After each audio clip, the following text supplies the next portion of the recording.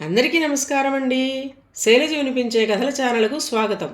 ఈరోజు మనం జొన్నలగడ్డ మార్కండేయులు గారు రచించిన భట్రాజుల చమత్కారం అనే కథను విందాం. ఈ కథ ఫిబ్రవరి 1995 చందమామలో ప్రచురింపబడింది. బావాజీపేట జమీందారుకు ప్రతిరోజు నిద్రలేవగానే అలవాటుగా వినే వందిమాగధుల స్తోత్ర పాఠాలు విసుగు కలిగించాయి.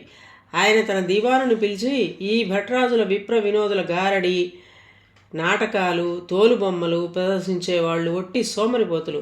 బద్ధకం కొద్దీ ఏ పని చెయ్యలేక వినోదం కలిగిస్తున్నామంటూ సోమరిపోతుల సంఖ్య పెంచుతున్నారు. ఇక నుంచి మాసికాలు, వార్షికాలు అంటూ వీళ్ల కోసం మనం డబ్బు ఖర్చు పెట్టని అవసరం లేదు. బద్ధకం, సోమరితనం వదిలించుకొని ఏదైనా పనిలో చేరి కష్టపడి సంపాదించుకోమన్నానని నా ఉత్తర్వుగా అందరికీ తెలియజేయండి అని చెప్పాడు.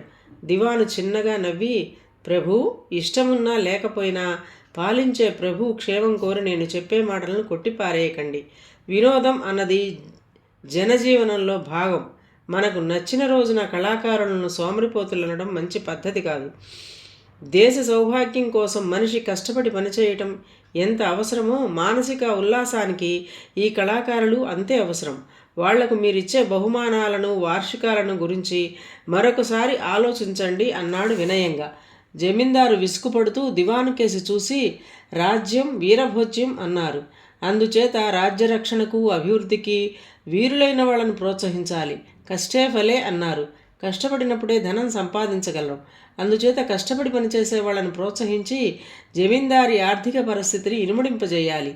అంతేగాని పొట్ట కోసం ఒళ్ళుగోకే వాళ్లను, అలాంటి వాళ్ల కోసం మతిమాలిన పాటలు, కీర్తనలు రాసేవాళ్లను నేను ప్రోత్సహించను. ఇది నా నిర్ణయం అన్నాడు. దివాను మరి మాట్లాడలేకపోయాడు. జమీందారు కళాకారుల గురించి అన్న మాటలు నలుగురికి తెలిసిపోవడంతో అందరూ కళాకారుణ్ణి సోమరిపోతుల్లా చూడసాగారు. దానితో బావాజీపేట జమీలో సంగీతం, నాట్యం కనుమరుగయ్యాయి. వాటి కోసం కవిత్వం రాయబడినా ఆదరించేవాళ్లు లేక అటకలెక్కాయి. ఇక శిల్పం, చిత్రలేఖనం నామమాత్రంగా మిగిలిపోయాయి. ఊరూరా తిరిగి నాటకాలేసేవాళ్ళు సరైన రచనలు లేక ప్రజలను రంజింపచేయలేకపోయారు. ఇలా ఉండగా జమీందారునికి పెద్ద జబ్బు చేసింది. ఇంచుమించు ప్రాణాపాయ స్థితి నుంచి బయటపడింది. ఆస్థాన వైద్యుడు జమీందారుతో, ప్రభు, రాణిగారికి కష్టపడి నా శక్తి కొద్దీ వైద్యం చేశాను. ఇప్పుడు ఆమెలో జబ్బు లక్షణాలేం లేవు.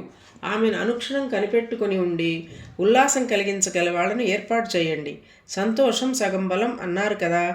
మానసిక ఉల్లాసంతో ఆమె త్వరగా మునుపటి మనిషి కాగలదు అని చెప్పాడు. ఇది విని ఆలోచిస్తున్న జమీందారుతో సమయానికి అక్కడే ఉన్న దివాను, ప్రభు, కార్యభారంతో అలసిపోయినా, మనసు ప్రశాంతంగా లేకపోయినా తమ పూర్వీకులు లలిత కళలతో కాసేపు పొద్దుపుచ్చేవారు. వాటిని మీరు కాదనుకున్నా రాణిగారి కోసమైనా కొంతకాలం అనుమతించండి అని కోరాడు. జమీందారు అందుకు సరేనన్నట్టు మౌనంగా తల ఊపాడు.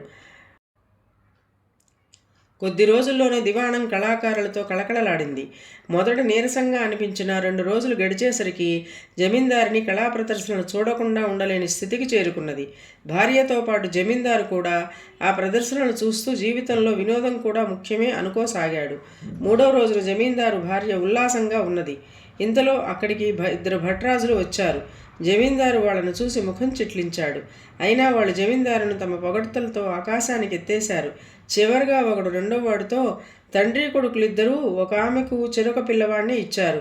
ఆ పిల్లలిద్దరి మధ్య యుద్ధం కల్పించి ఒకడిని చంపి రెండోవాడికి రాజ్యం కట్టబెట్టిన భగవంతుడికి ఒక ఆవు పాలతో అభిషేకం చేయమని జమీందారు గారికి చెప్పరా బావా అన్నాడు.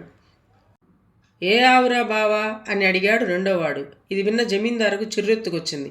ఛీ, ఈ అసందర్భ ప్రలాపుల్ని ఇక్కడి నుంచి తరిమేయండి. అర్థం బర్థం లేని మాటలు వీళ్ళును అన్నాడు దివానుతో. అప్పుడు దివాను వినయంగా జమీందారుతో, ఇవి అర్థం బర్థం లేని మాటలు కావు ప్రభు. వాళ్ళు శ్రీకృష్ణుడికి క్షీరాభిషేకం చేయించమని చెబుతున్నారు. సూర్యుడు, యముడు తండ్రి కొడుకులవుతారు.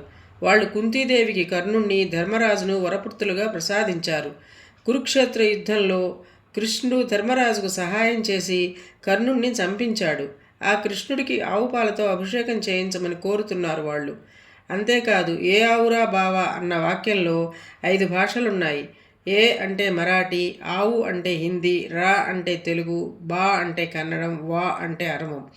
ఈ పదాలన్నిటికీ ఆయా భాషలలో అర్థం రమ్ము అని వివరించాడు. ఆ వివరణ విన్న జమీందారు సంతోషంగా ముఖే ముఖే సరస్వతి, ఏదో పొగడతా అనుకునే దానిలో కూడా చమత్కారం చేయగల శక్తి ఒక భాషకే ఉంది. ప్రతి విద్యలోనూ పరమార్థమే కాకుండా సాహితీ సరస్వతి ఉంటుందని, ఆ చమత్కారం హృదయానికి ఆనందం కలిగిస్తుందని తెలుసుకున్నాను అని భట్రాజులనే కాకుండా కళాకారులందరినీ ఘనంగా సన్మానించాడు. ఆ తర్వాత బావాజీపేట జమీలో కళలకు ప్రోత్సాహం మళ్ళీ లభించింది. ఈ కథ మీకు నచ్చినట్లయితే లైక్ చేయండి, షేర్ చేయండి, కామెంట్ చేయండి, సబ్స్క్రైబ్ చేసుకొని నన్ను ఎంకరేజ్ చేయండి. నమస్కారం అండి.